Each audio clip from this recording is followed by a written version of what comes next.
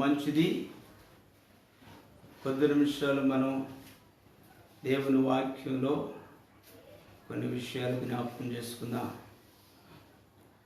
69వ కీర్తన 13వ వాక్యాన్ని మనం ఒకసారి చూద్దాం. 69వ కీర్తన 13వ వాక్యాన్ని నేను చదువుతాను. యెహోవా, అనుకూల సమయమున నేను నిన్ను ప్రార్థించుచున్నాను. దేవా, నీ కృపా బాహుళ్యమును బట్టి, నీ రక్షణ సత్యమును బట్టి నాకు ఉత్తరమిమ్ము. నేను దిగిపోకుండా ఊబిలో నుండి నన్ను తప్పించుము. నా పగవారి చేతుల నుండి, అగాధ జలముల నుండి నన్ను తప్పించుము. మంచిది. మనం చదువుకున్నటువంటి లేఖన భాగంలో మరి దాగినటువంటి కొన్ని విషయాలను ఈ రాత్రి మనం జ్ఞాపకం చేసుకుందాం. ఈ కీర్తన దావీదు వ్రాస్తున్నట్లు మనం చూస్తాం. ఈ 69వ కీర్తన దావీదు వ్రాస్తున్నటువంటి కీర్తన.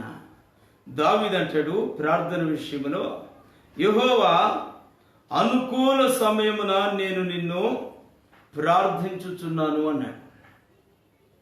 గమనించండి, మనకు ముందు భక్తి చేసినటువంటి, భక్తి కలిగిన వారు, వారి ప్రార్థనా జీవిత అనుభవాలు మరి దేవుని లేఖనాల్లో పరిశుద్ధాత్మ దేవుడు భద్రపరిచి ఈ రోజున మనం కూడా ఆ అడుగుజాడల్లో నడిచి వాడు పొందిన కృపని మనం పొందాలని పరిశుద్ధాత్ముడు నిన్ను గురించి, నా గురించి ఆశించి మన ఎదుట పెట్టినటువంటి శుభప్రదమైన మాటలు ఇవి.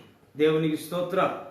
కనుక ఈ రాత్రి ఈ మాటలు మనం ఒకసారి పరిశీలన చేస్తే దావీదు అంటాడు, నేను అనుకూల సమయంలో నిన్ను ప్రార్థిస్తున్నాను అని. అనుకూల సమయంలో ప్రార్థన చేస్తున్నాడంట దావీదు. ఇప్పుడు మనం ఆలోచిస్తే మానవుని యొక్క జీవితం పలు రకాలుగా మార్పు చెందుతూ ఉంటుంది. మానవుని యొక్క జీవితం పలు రకాలుగా మార్పు చెందుతుంది. కొన్ని కష్ట పరిస్థితులు వస్తాయి, కొన్ని దుఃఖ పరిస్థితులు వస్తాయి, కొన్ని అనారోగ్య పరిస్థితులు వస్తాయి, కొన్ని ఆనందించి పరవశించే పరిస్థితులు కూడా వస్తూ ఉంటాయి. మనిషి జీవితంలో మార్పు చెందుతున్నటువంటి పరిస్థితులు ఒకవేళ మన వ్యక్తిగత జీవితంలో కష్ట పరిస్థితులు వచ్చిన తరువాత మనం ప్రార్థించడం వేరు. కష్ట పరిస్థితి రాక మునిపే మనం ఆ పరిస్థితుల యొక్క విషయంలో ప్రార్థించడం వేరు.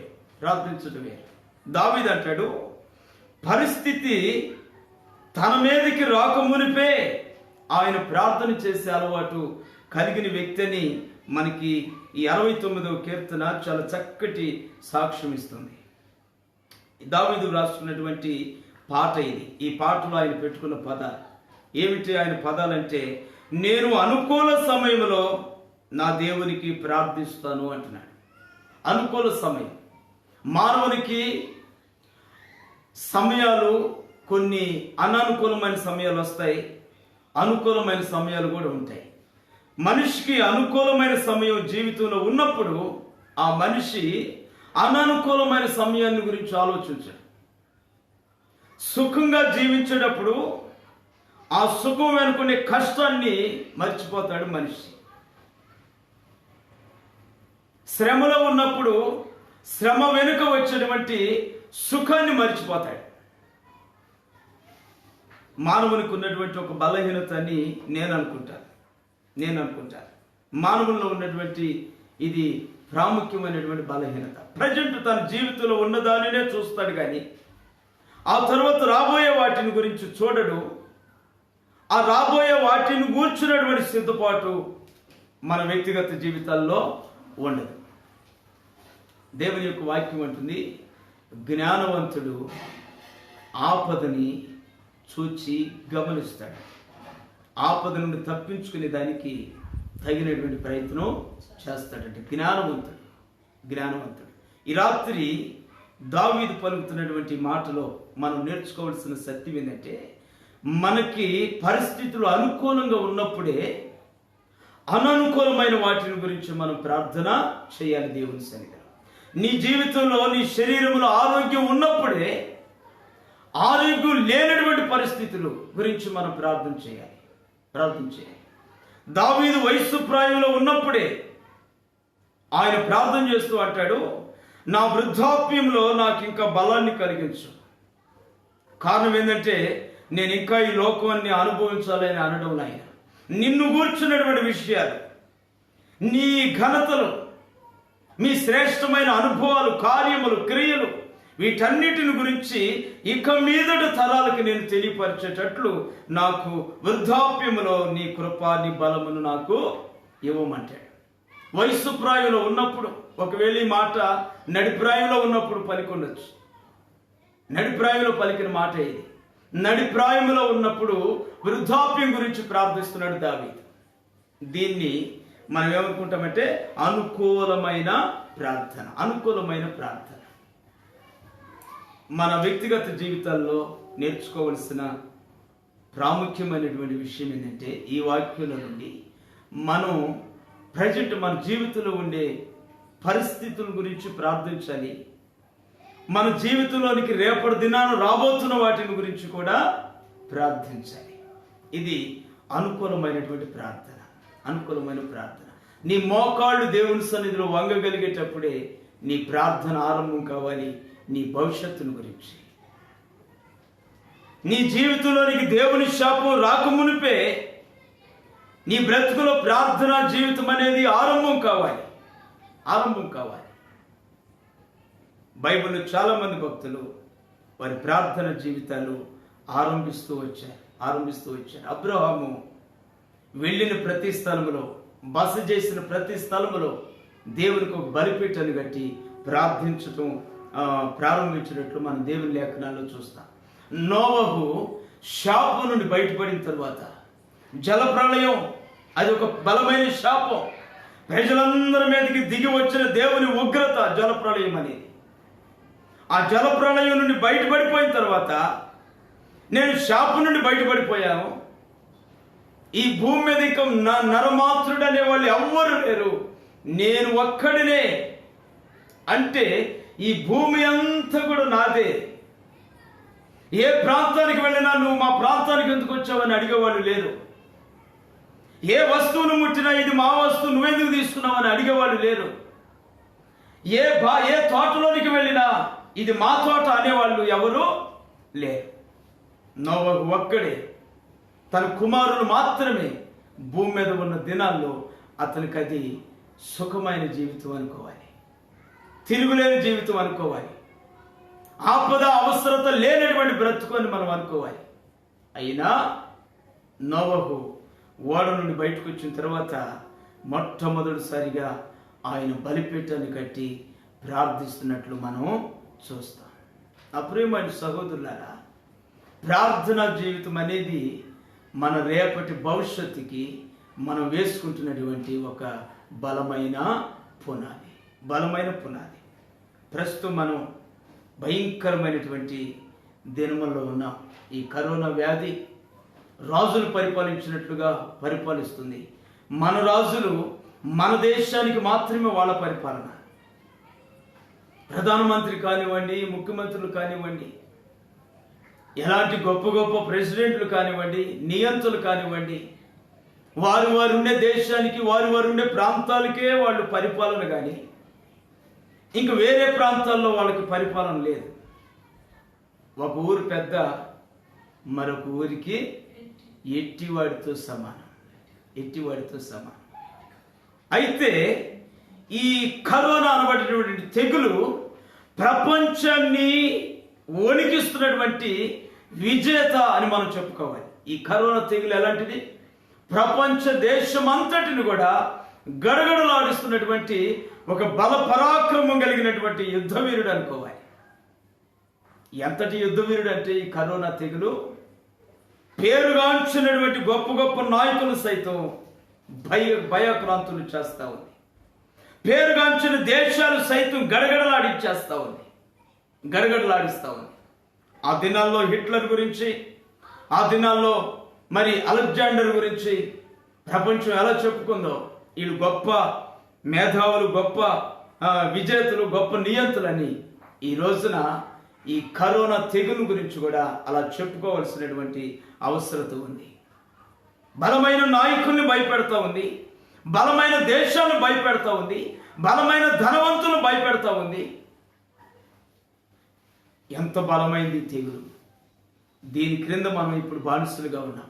మన భారతదేశం, మన గురించి మనం చెప్పుకోవాలంటే మన భారతదేశం ఈ కరోనా తెగులు క్రింద బానిసగా ఉంది. ఇప్పుడు బానిసగా ఉంది. ఏ సమయంలో ఎవరిని ఏ విధంగా ఆకర్షిస్తుందని, ఎవరిని ఏ విధంగా తాకుతుందో, ఎవరి పరిస్థితిని ఏ విధంగా మారుస్తుందో మనకు తెలియలేనటువంటి పరిస్థితులు ఉన్నాయి. తెలియనటువంటి పరిస్థితి.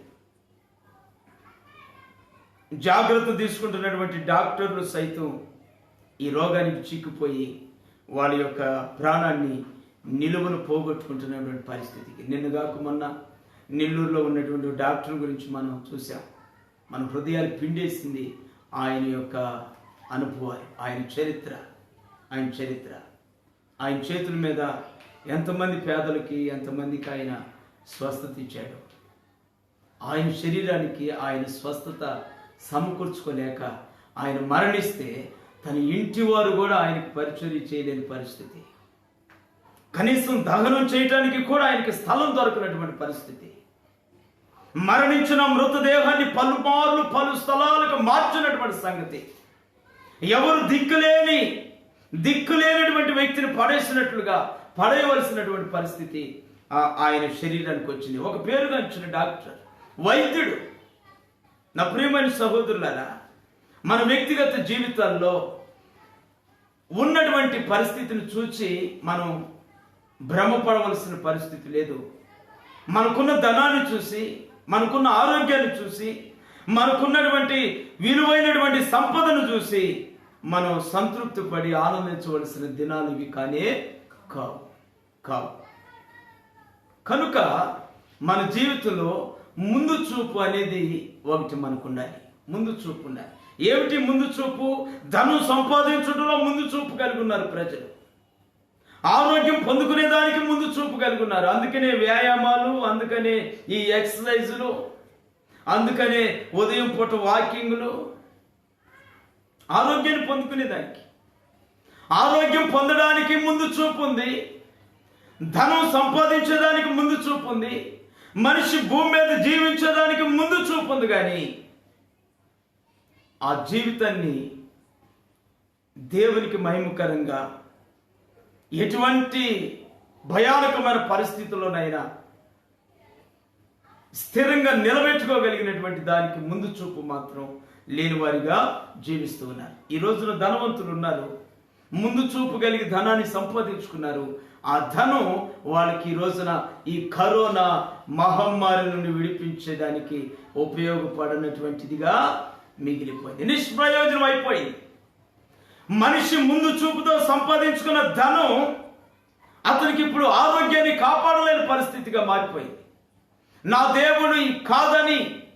దేవుని కాదని మనిషి తన వ్యక్తిగత జీవితంలో దేనినైతే సంపాదించుకున్నాడో అవన్నీ కూడా నిష్ప్రయోజనం అని ఈ కరోనా వ్యాధి బట్టబయలుగా తెలియపరుస్తుంది ప్రజానికానికి, మన దేశానికి తెలియపరుస్తుంది. ఒక వ్యాధి తెలియపరుస్తుంది దేవుని యొక్క అవసరత మనిషికి ఎంత ఉందో.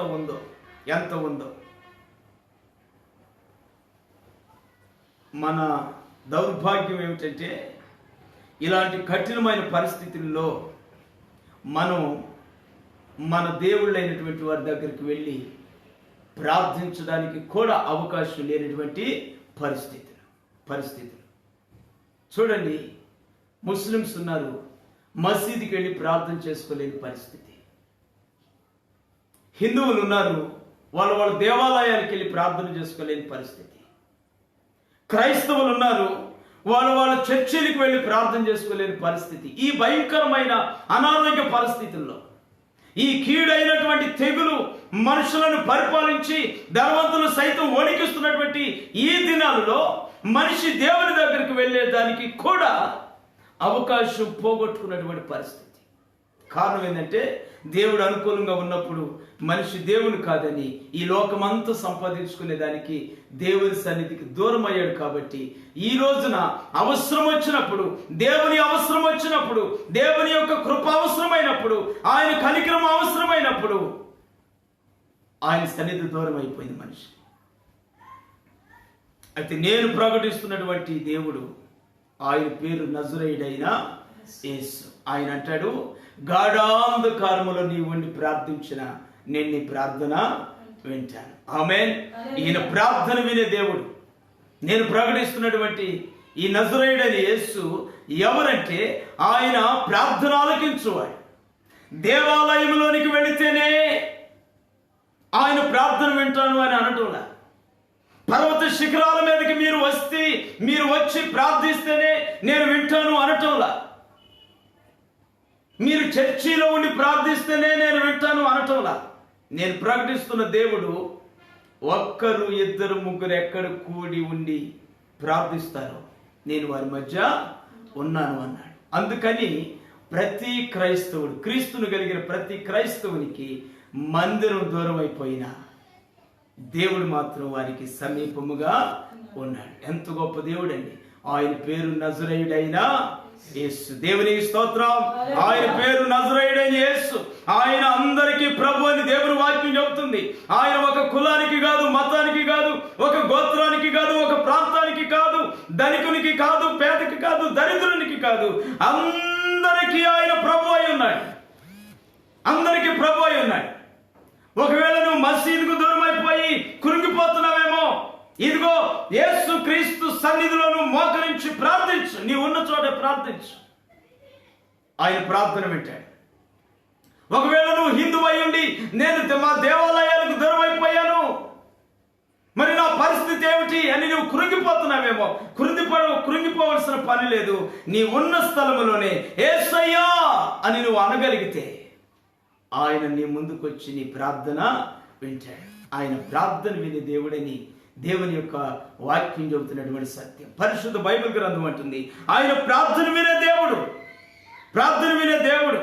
ఆ సత్యాన్ని గ్రహించినటువంటి దావీదు, దేవుని అవసరత మనిషికి ఎంతైతే ఉందో దానిని ముందుగానే గుర్తించి గ్రహించినటువంటి దావీదు ఒక విప్లవాత్మకమైన మాట ఒకటి మాట్లాడుతున్నాడు. యెహోవా అనుకూల సమయమున నేను నిన్ను ప్రార్థిస్తున్నా. అనుకూలముగా ఉన్నప్పుడు, నాకు నా పరిస్థితులు అనుకూలంగా ఉన్నప్పుడే నేను నీ సహాయం కోరుకుంటానయ్యా. చేతులు కాలిపోయిన తర్వాత నేను ఆకులు పట్టుకునే స్థితికి నేను రాను. ఎప్పటికి రాను. నేను సుఖంగా ఉన్నప్పుడే నీ సహాయం నాకు అవసరమని గుర్తించినటువంటి వ్యక్తిని. ఎంత గొప్ప ఆత్మీయత అండి దావీదుది.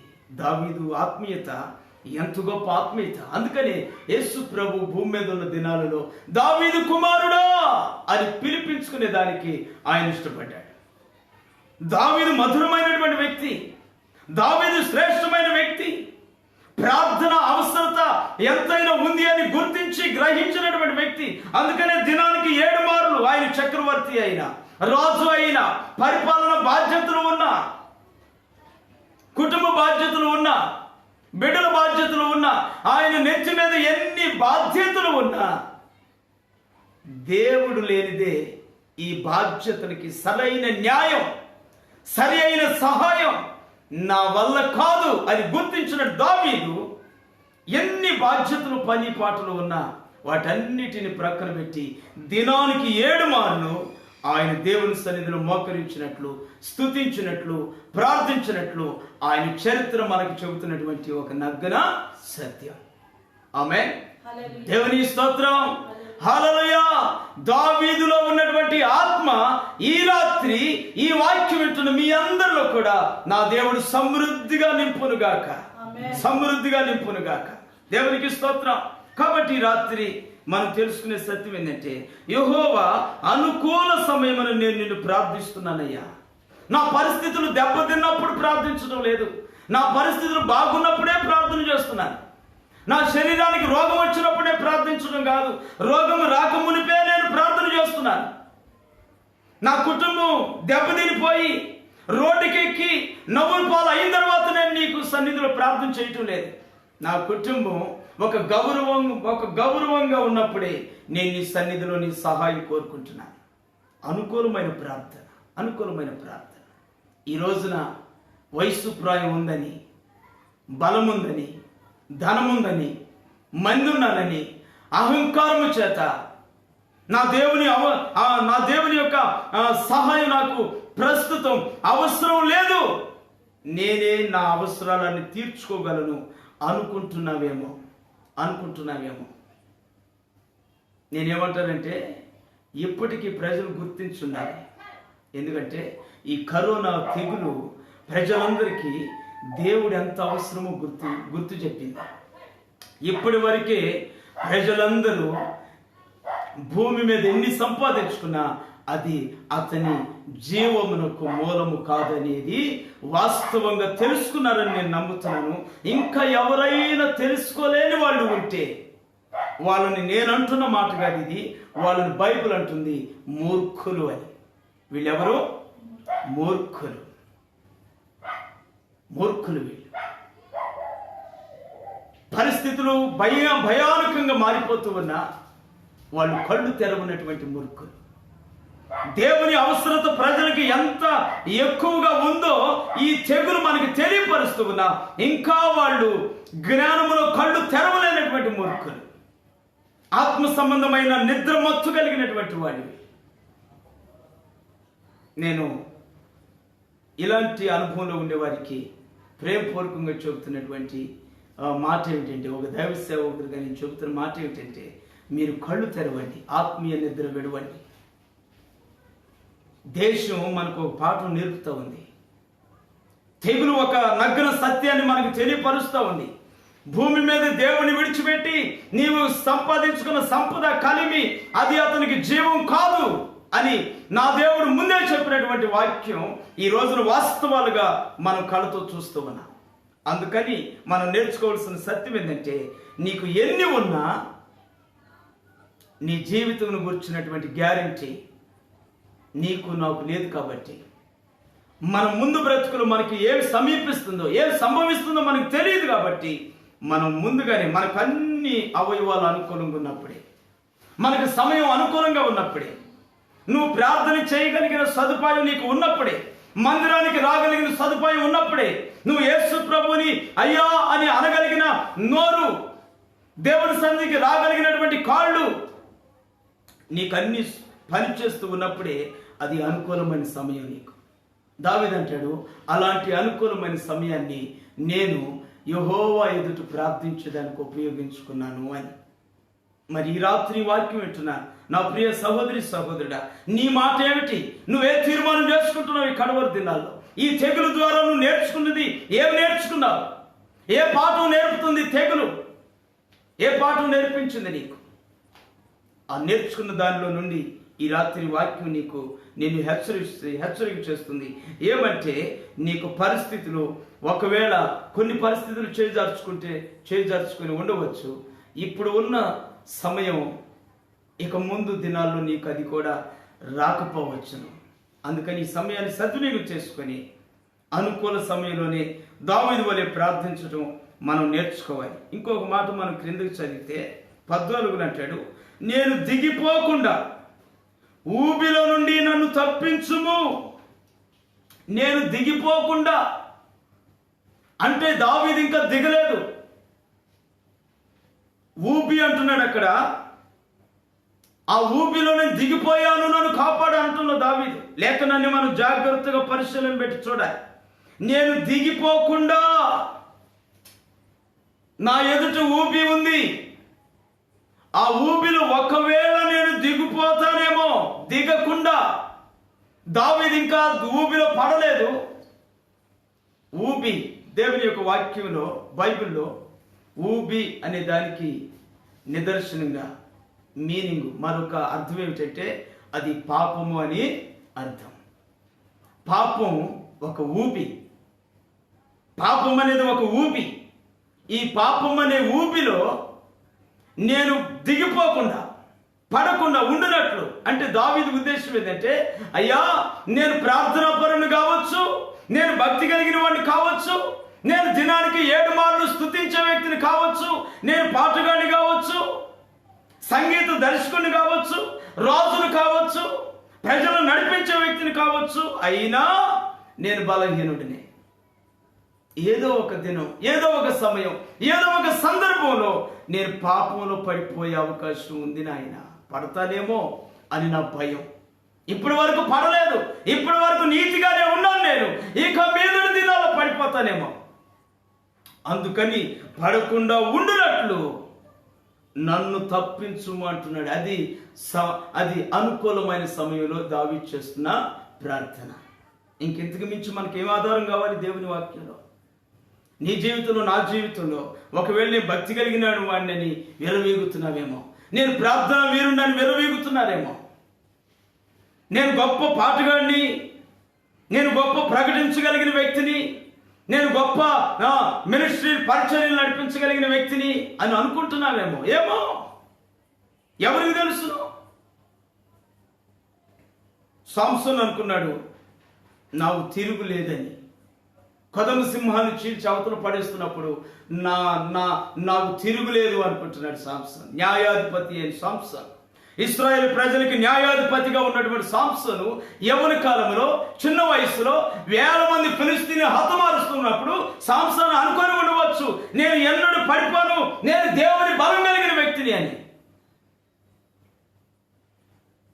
అతనికి పరిస్థితులు అనుకూలంగా ఉన్నప్పుడు ప్రార్థించడం మరిచాడేమో, బహుశా మరిచాడేమో. ఒకానొక రోజున అతని జీవితం మీదకి శాపం ఒక కన్ని పిల్లవలే ముందుకొచ్చింది. ఒక కన్ని పిల్లవలే, ఒక అందమైన స్త్రీ వలె శాపం సంసోను దగ్గరకు వచ్చింది. అతను ముందుగా తన భవిష్యత్తు కోసం ముందుగా అనుకూలంగా ఉన్నప్పుడు, పరిస్థితులు అనుకూలంగా ఉన్నప్పుడు అతను ప్రార్థన చేయలేదేమో. ఆ ప్రార్థన బ్యాలెన్స్ తన జీవితంలో లేదు కాబట్టి శాపం కన్య పిల్ల వలె తన ముందుకు వచ్చినప్పుడు, మరణం ఒక మంచి ఆడపిల్ల వలె, ఒక సౌందర్యమైన శరీరం వలె అతను ముందుకు వచ్చినప్పుడు దాన్ని జయించలేక దాని వల్ల పడిపోయి నెట్ట నిలువు 100 ఏళ్ల జీవితాన్ని ఆయన మరణానికి అప్పగించుకున్నాడు. నా ప్రియమైన స్నేహితులారా, ఈ రాత్రి దేవుని వాక్యం వింటున్నటువంటి మీరు ఎవరైనా కావచ్చు, ఏ స్థలంలోనైనా ఉండవచ్చు, మీరు దేవుని పిల్లలు అవ్వచ్చు, ఒకవేళ అన్యులు అవ్వచ్చు, ఒకవేళ ఎలాంటి వాళ్ళైనా కావచ్చు. నా దేవునికి నేను ప్రకటిస్తున్నటువంటి నజరేయుడైన యేసుకి మీరు వాళ్ళు వీళ్ళు అనేటువంటి భేదం ఏమాత్రం లేదు. మేము అందరం కలిసి ఆయనకు పిల్లలు. ఆమేన్. ఆయన పిల్లలు మనం. అందుకనే తన బిడ్డలైన వారికి ఆయన ఇస్తున్నటువంటి ఒక చక్కటి సందేశం ఏంటంటే, నా ప్రియ కుమారుడా, నీవు సమయం అనుకూలంగా ఉన్నప్పుడే ప్రార్థన చేయి. ఆ ప్రార్థన నీ అడుగులు తడబడకుండా, పాపం అనే ఊబిలో దిగకుండా నిన్నది తప్పిస్తుంది. దేవునికి స్తోత్రం. నిన్నది తప్పిస్తుంది. నేను ఇంకొక మాటని మీకు తెలియపరుస్తాను. యెషయా గ్రంథం 49వ అధ్యాయం. యెషయా గ్రంథం 49వ అధ్యాయం.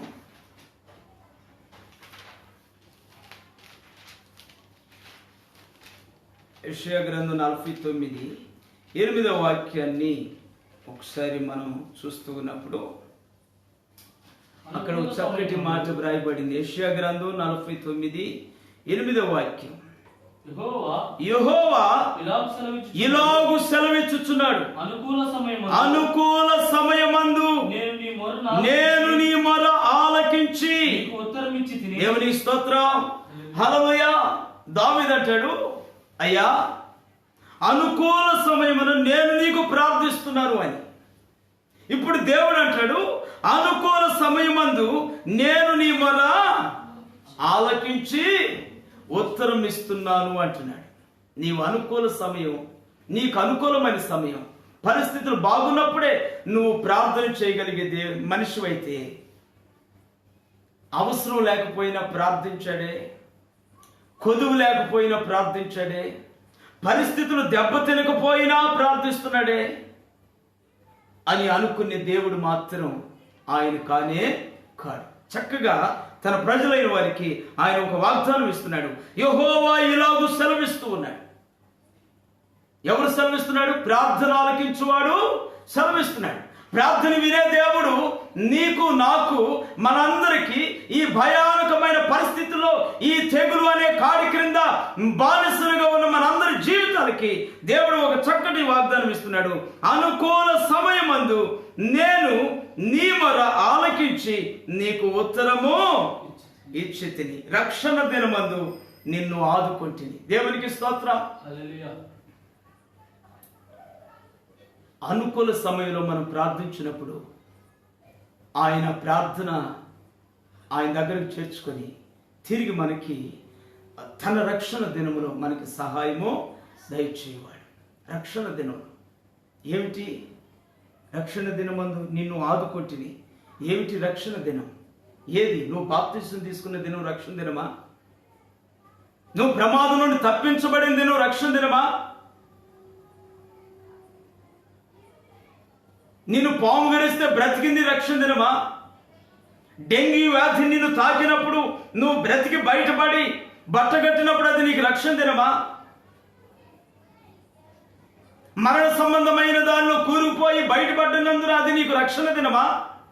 కాదు. రక్షణ దినం అంటే ఏమిటి అంటే, ప్రపంచ యావత్తు కూడా నా దేవుని కోపం చేత ఒకానొక రోజున అగ్నితో కాల్చబడే దినం ఒకటి ఉంది. ఒక దినం ఉంది. ప్రపంచ యావత్తు అంతకు పూర్వం, క్రీస్తుకు పూర్వం నోవహు హయాంలో ప్రపంచ యావత్తు కూడా జలప్రళయం చేత ఎలా నాశనం చేయబడిందో అదే మాదిరిగా ఈసారి జలప్రళయం కాకుండా భయంకరమైన అగ్నితో కాల్చబడటానికి ప్రపంచం సిద్ధపడుతున్నటువంటి పరిస్థితుల్లో ఉన్నాం మనం. ప్రపంచం సిద్ధపడుతుంది దేవుని కోపం అనే అగ్ని చేత కాల్చబడేదానికి. ఆ దినము నుండి ఏ వ్యక్తినైతే దేవుడు ముందుగా రక్షించుకుంటాడో అది నీకు రక్షణ దినం. దేవునికి స్తోత్రం. హల్లెలూయా. అది నీకు రక్షణ దినం. ఆ దినములో నీకు ఆయన ఏం చేస్తాడంట? ఆదుకుంటాడంట. ఆ దినములో, ఆ భయానకమైన దినములో తల్లి జాడ బిడ్డకు లేక, బిడ్డ జాడ తల్లికి లేక, భర్త భార్యను ఆదుకోలేక, భార్య భర్తను ఆదుకోలేక, తల్లిదండ్రులు బిడ్డలకు సహాయం చేయలేక, బిడ్డలు తల్లిదండ్రులకు సహాయం చేయలేక, ఒకరి కళ్ళ ముందు ఒకళ్ళు భయంకరమైన అగ్నిలో వాళ్ళ శరీరాలు కాలిపోతున్నటువంటి ఆ సమయంలో దేవుడు నిన్ను రక్షిస్తాను అంటున్నాడు. ఆ పరిస్థితి నీకు రాకుండా ఆయన నిన్ను రక్షిస్తానంటున్నాడు. ఎందుకో తెలుసునా? ఈ పరిస్థితులు నీకు అనుకూలంగా ఉన్నప్పుడే నువ్వు ప్రార్థించావు కాబట్టి. దేవునికి స్తోత్రం. హల్లెలూయా. ఇలాంటి భయంకరమైన దినం నీ మీదకు రాకమునిపే నువ్వు ప్రార్థన చేసి ఉన్నావు కాబట్టి, ప్రార్థన పునాదిని వేస్తున్నావు కాబట్టి, ప్రార్థన విన్న దేవుడు అంటాడు, ఆ దినములో నేను నీకు రక్షణ కలుగు చేస్తాను. కాబట్టి ఇప్పుడు మనం ప్రార్థించడానికి మన మోకాళ్ళు వంగుగలుగుతున్నాయి. ప్రార్థన చేయగలిగేదానికి మనకి ఓపిక ఉంది. ప్రార్థన చేయగలిగేదానికి మనకి సమయం కూడా అనుకూలంగానే ఉంది. ఎవరు మనకి ఈ సమయాన్ని ఇబ్బంది పెట్టలా. కనుక దేవుడు మనకి కలిగించిన ఈ గొప్ప సదుపాయం, ఈ ప్రార్థన అనుకూలాన్ని మనం దేవుని సన్నిధిలో ప్రార్థించి రేపటి భవిష్యత్తుకి ఒక చక్కటి పునాదిని మనం వేసుకోవాలి. దేవుని స్తోత్రం. రేపటి భవిష్యత్తుకి ఒక చక్కటి పునాది వేసుకోవాలి. అయ్యా, నేను బస్సు ప్రమాదం నుండి తప్పించబడటం కాదు నాయన, ఈ పాము కాటు నుండి నేను తప్పించబడటం కాదయ్యా, ఈ ఘోరమైనటువంటి వ్యాధి నుండి నేను తప్పించబడటం కాదయ్యా, ఇది కాదు నాయన రక్షణ. ఆ రోజున యుగ యుగాలు అగ్ని ఆరదు, పురుగు చావదు. యుగ యుగాలు, తరతరాలు అగ్నిలో కాలి దినదినం కాలుతూ అలమటించే దానికంటే ఆ పరిస్థితి నుండి నేను తప్పించబడాలని ముందుగానే నేను ప్రార్థన చేస్తున్నాను. అదే అనుకూలమైన ప్రార్థన. రాబోతున్న ఉగ్రత దినమును గుర్తించి గ్రహించి ముందుగానే ఒక వ్యక్తి ఎప్పుడైతే ప్రార్థన చేస్తాడో ఆ ప్రార్థన అతనికి అనుకూలమైన ప్రార్థన. ఆ ప్రార్థన విని దేవుడు అంటాడు, నీకు ఆ రక్షణ దినములో నేను నిన్ను తప్పిస్తానంటున్నాడు. దయచేసి రాత్రి ఈ మాటలు మన హృదయాల్లో తీసుకొని మన జీవితం నుండి దాటిపోయిన సమయం ఎలాగో దాటిపోయింది, గడిచిపోయిన దినాలు ఎలాగో గడిచిపోయాయి, పోగొట్టుకున్న విలువలు మనం ఎలాగో పోగొట్టుకోగలిగాం. అందుకే మనకి ఇలాంటి దౌర్భాగ్యపు పరిస్థితి దాపురించింది. ఏమిటంటే ఈ పరిస్థితి, మనం మన దేవుని దగ్గరికి వెళ్ళి ఆరాధించుకోలేని పరిస్థితి, మన సొంత రక్త బంధువుల దగ్గరికి వెళ్ళి మనం పలకరించుకోలేని పరిస్థితి, మన ఇంటి వారితో స్వేచ్ఛగా స్వతంత్రంగా ఉండలేని పరిస్థితి, నీవు నీ పట్టణంలో నువ్వు స్వతంత్రంగా తిరగలేని పరిస్థితి, అంతటి దౌర్భాగ్య పరిస్థితి దేవుడు దేశానికి, ప్రపంచానికి తీసుకొచ్చేసాడు. కారణం ఏంటంటే దేవుడిచ్చిన సమయాన్ని, దేవుడిచ్చిన ఆరోగ్యాన్ని, దేవుడిచ్చిన జ్ఞానాన్ని, దేవుడిచ్చిన చేతి పనిని, దేవుడిచ్చిన తెలివితేటల్ని దేవునికి మహిమకరంగా, తన కుటుంబానికి మేలుకరంగా, సాటి వ్యక్తులకి ఉపయుక్తంగా వాడకుండా స్వార్థం కలిగి నీ వరకే నువ్వు ఉపయోగించుకొని, దేవుని కాదని, పేద సాధన కాదని, నీ స్వార్థానికి నీవు ఏర్పాటు చేసుకున్నావు. కాబట్టి ఇక మీదట ఉన్న ప్రతిరోజు ప్రతి గడియని మనం అనుకూలపరుచుకొని ప్రభు అయిన క్రీస్తు